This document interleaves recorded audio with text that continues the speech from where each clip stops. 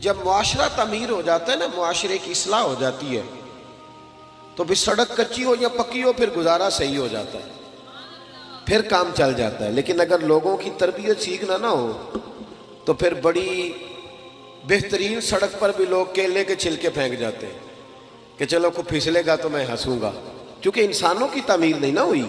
تو میرے بھائی، رسول پاک علیہ السلام نے، ملا علی قاری نے لکھا ہے مرکات میں، مشکات میں حدیث ہے لیکن مرکات میں تفصیل ہے، اس لیے اسی کتاب کا حوالہ دیتا ہوں جس میں بالتفصیل ہے۔ حضرت جریر بن عبداللہ رضی اللہ تعالیٰ عنہ حضور کے صحابی ہیں، فرماتے میں تاجر تھا، کاروبار کرتا تھا۔ میرا کاروبار یہ تھا کہ میں دیہاتوں سے جانور خریدتا تھا اور شہروں میں لا کے بیچتا تھا۔ یہ بیوپاری کہتے ہیں ہم اپنی زبان میں، بیوپاری، جانوروں کا بیوپاری کہتے ہیں۔ میں دیہاتوں سے خریدتا، شہروں میں بیچتا، یہ میرا بیوپار تھا۔ اللہ نے میرے اوپر کرم فرمایا تو میں دروازہ رسول تک پہنچ گیا صلی اللہ علیہ وسلم۔ حضور کی بارگاہ تک جب میں پہنچا نا تو نبی پاک صلی اللہ علیہ وسلم نے مجھے کلمہ پڑھایا، بہت ساری نصیحتیں حضور نے فرمائی، تو ایک نصیحت یہ فرمائی، حضور نے فرمایا جریر تمہیں پتہ ہے میرا دین کیا ہے؟ میں نے کہا یا رسول اللہ بتا دیں۔ تو فرمایا الدین النصیحہ، میرا سارا دین کسی کا بھلا کرنے کا نام ہے۔ دین کیا ہے؟ بول کے بتائیں۔ نفع لینے کا نام نہیں، دین نفع۔ سارا دن یہ نہ پروگرام بناؤ کہ میں کسی سے نفع لے کیسے سکتا ہوں، بلکہ سایہ در درخت بنو کہ میں بھلا کر کیسے سکتا ہوں، یہ ڈیوٹی کرو۔ نبی پاک علیہ السلام نے فرمایا جریر میرا سارا دین خیر خائی کا نام ہے، بھلا کرنے کا نام، دیکھنا تیری وجہ سے کسی کا بھلا ہو، نقصان نہ ہو۔ عرض کی حضور وعدہ ہو گیا۔ آپ فرماتے ہیں کلمہ پڑھا، حضور کی نصیحت سنی، اگلے صبح ایک گاؤں میں گیا میں جانور خریدنے تاکہ شہر لا کے بیچ سکوں۔ ایک یہودی سے میں نے گھوڑا خرید لیا، 3 دینار میں سودا ہو گیا۔ فرماتے ہیں جب گھوڑے کو میں نے پکڑا نا، سڑک پہ چڑھا گھوڑا لے کے، تو گھوڑا بڑے آرام آرام سے میرے پیچھے چلنے لگا۔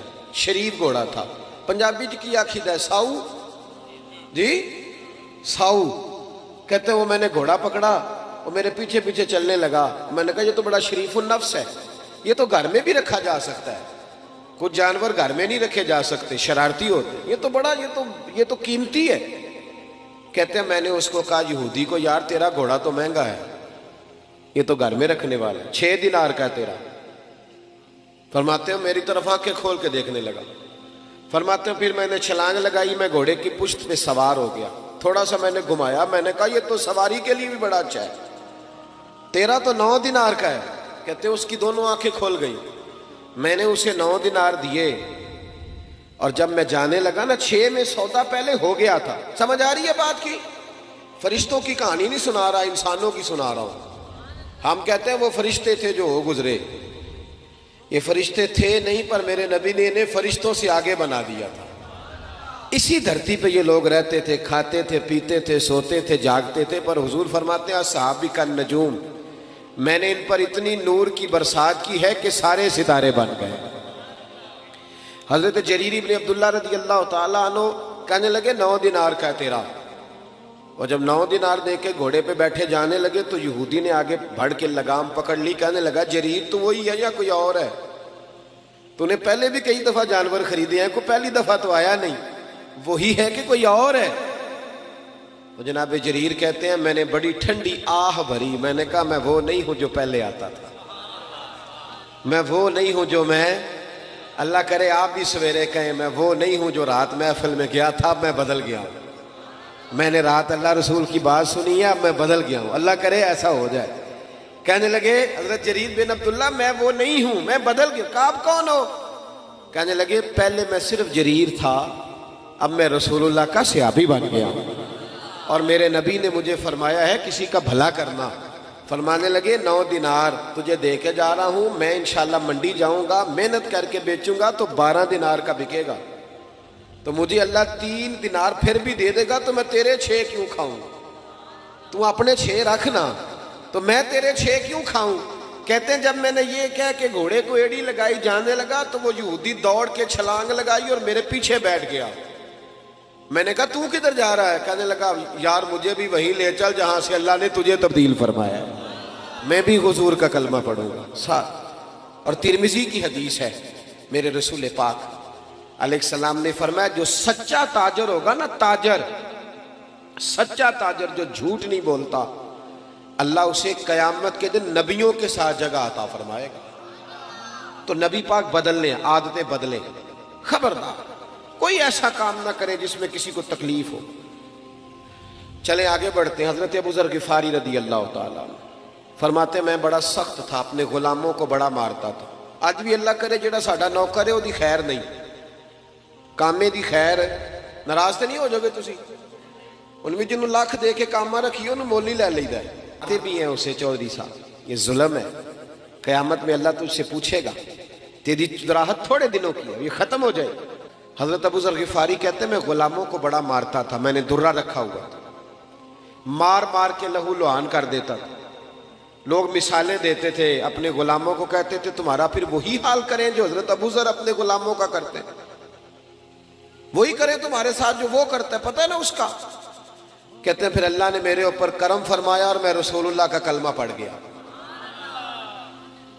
جب میں واپس نکل رہا تھا نا کلمہ پڑھ کے، تو نبی پاک نے بلایا، فرمایا ابو ذر ایک بات رہ گئی ہے، ادھر آ، توجہ ہے میری بات پر؟ پتہ پیروں نے بھی ہوں ساڑھے مرید کی کر دے پھر دے، پر وہاں نے ساڑھے تو نہ رسل، باقی جو مرضی کرو۔ نبی کریم علیہ السلام نے دوبارہ بلایا اور بلا کر کے فرمایا میرے حبیب نے، فرمایا ابو ذر ایک بات رہ گئی ہے، کہ یا رسول اللہ حکم کریں۔ نبی پاک نے فرمایا تیرے لیے خاص نصیحت ہے۔ حضور غیب کا علم جانتے ہیں نا، بلکہ اللہ نے غیب کے خزانوں کی کنجیاں ہی میرے نبی کو عطا فرما دی، فوراً جان گئے۔ محبوب فرمانے لگے ابو ذر ایک بات رہے، حضور حکم کریں۔ فرمایا اپنے غلاموں کے ساتھ اچھا سلوک کرنا، توجہ ہے میری بات پر؟ کہتے ہیں وہی بات چھیڑ دی جو میرے اندر نقص تھا، اپنے غلاموں کے ساتھ۔ تو میں نے کہا یا رسول اللہ کس طرح کا سلوک کرنا ہے؟ توجہ ہے، یہ ذرا حدیث سن لیں، یہ طبرانی میں موجود ہے، کس طرح کا؟ تو نبی پاک نے فرمایا جیسا خود کھانا ویسا انہیں بھی کھلانا، دے دے ان جدا کھانا نوکروں دے جدا آپ کھائی دے۔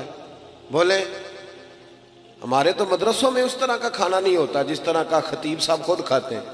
کہا جیسا خود کھانا ہے ویسے ہی اپنے غلاموں کو، اور جیسا خود پہننا ہے ویسا ہی اپنے غلاموں کو بھی پہنانا ہے۔ حضرت ابو ذر کہتے ہیں میں گھر گیا، پہلے دن ہی، پہلے غلام روٹی پکاتے تھے، اس دن میں نے اپنی بیوی سے کہا 10 بندوں کی روٹی پکا، میرے 7 غلام تھے۔